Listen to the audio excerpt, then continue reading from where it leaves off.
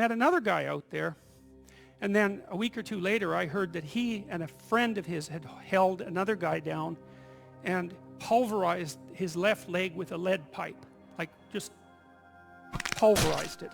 And the reason for that was that they thought that he was a snitch, and maybe he was. And instead of being shocked and horrified by that, although I certainly was, I thought, how in the world could you do that? Because I didn't think I could do that, eh? I didn't think that, I thought that there was a qualitative distinction between me and those people. So I spent about 2 weeks trying to see if I could figure out under what conditions I could do that. And it only took about 10 days for me to realize that not only could I do that, that it would be a hell of a lot easier than I thought it would be. And that's sort of where that wall between me and what Jung described as the shadow started to fall apart. And that also was very useful because I started to treat myself as a somewhat different entity because I hadn't been aware up to that point, because I thought I was a good guy. And there's no reason for me to think that, because you're not a good guy unless you really made a bloody effort to be a good guy. You're just not. It's not easy.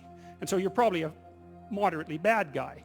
And that's a long ways from being an absolutely horrible guy, but it's also a long ways from being a good guy. And so, but I had a little more respect for myself after that because I also understood that there was a monstrous element to the human psyche that you needed to respect. And that was part of you, that you should regard yourself in some sense as a loaded weapon. About the same time, I guess it was because I was trying to figure out who I was and how that could be fixed. I started to pay very careful attention to what I was saying. I could feel a sort of split developing in my psyche. And one part was the, let's say, the old me that was talking a lot and that liked to argue and that liked ideas. And there was another part that was watching that part, like just with its eyes open and neutrally judging. And the part that was neutrally judging was watching the part that was talking and going, that isn't your idea. You don't really believe that. You don't really know what you're talking about.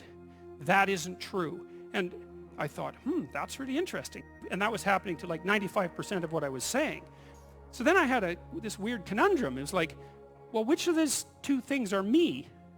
Is it the part that's listening and saying, no, that's rubbish, that's a lie, you're doing that to impress people, you're just trying to win the argument, Was that me, or was the part that was going about my normal verbal business me? And I didn't know, but I decided I would go with the critic. And then what I tried to do, what I learned to do, I think, was to stop saying things that made me weak.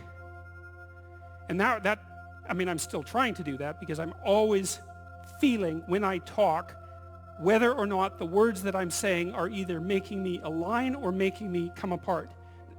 But anyways, I decided that I would start practicing not saying things that would make me weak.